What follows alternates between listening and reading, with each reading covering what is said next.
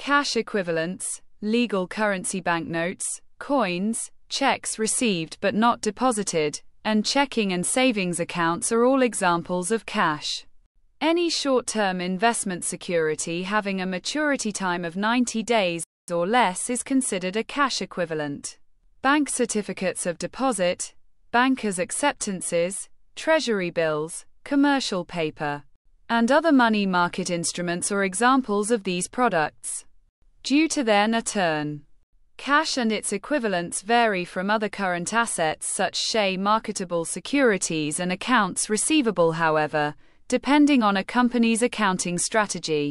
Certain marketable securities may be classified as cash equivalents. নগদ সমতুল্য, আইনি মুদ্রার নোট, মুদ্রা, প্রাপ্ত কিন্তু জমা না করা চেক, এবং চেকিং এবং সঞ্চয় অ্যাকাউন্ট, এই সবই নগদের উদাহরণ।